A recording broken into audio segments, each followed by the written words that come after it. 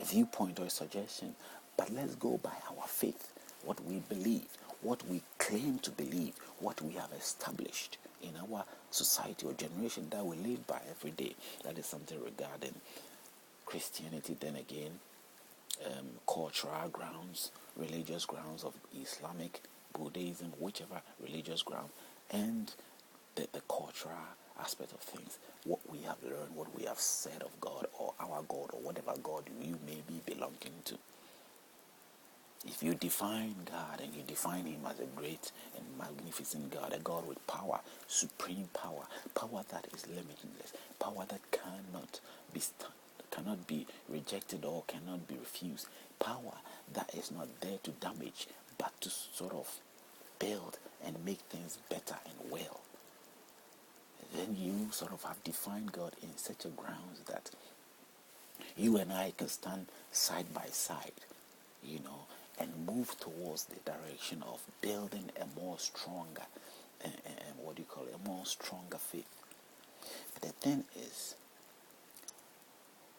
if 1,000 of people have agreed of something or are going along some line, or through whatever means that they have been captured to sort of being captivated in the terms of ideology, and they go by that, I don't think that a single individual, no matter how truthful or honest you become, you can make a difference.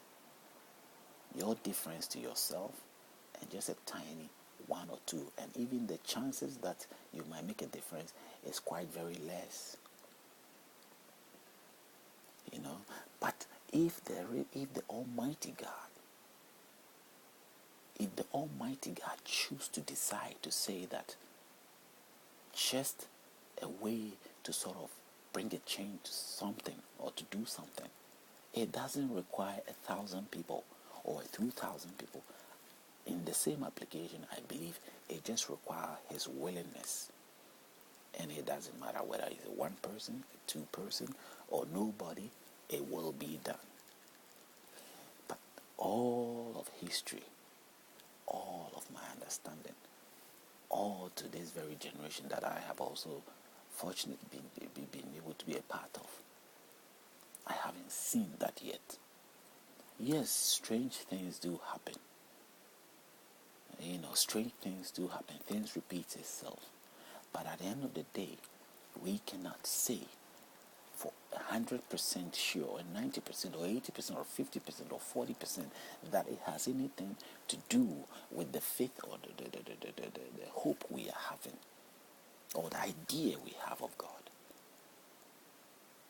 And that does not also say that there isn't a God. Because as long as there is a God, then we exist.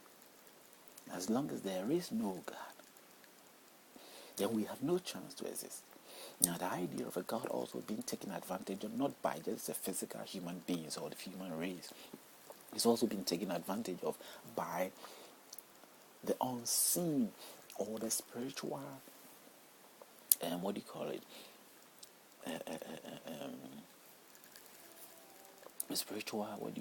natures or spiritual individuals, or those who are in the spiritual sense of world.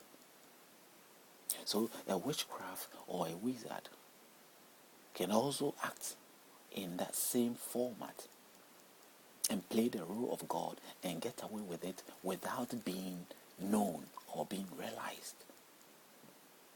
If only they play their game well.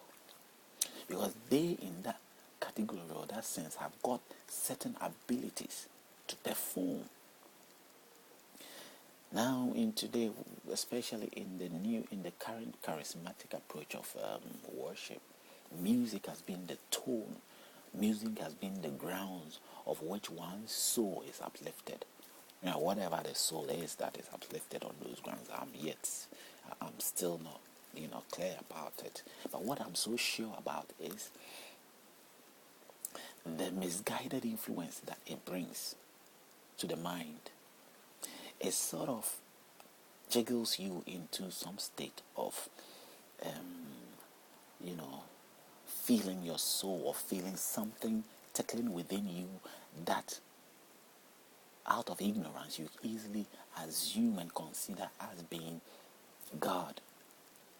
Now, whether you are being possessed, you don't even consider that, because it's also, you're being told constantly there are careful designed words to sort of promote this propaganda or this kind of ideals.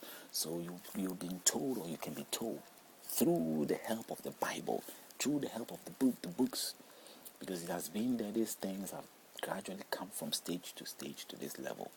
So it is not just by any means, So you have the choices. Just like I can have some advices in the same book, you will have the advices coming from this book, which you have already been told that it is a divine book from the divine God, so that everything that is said should be accepted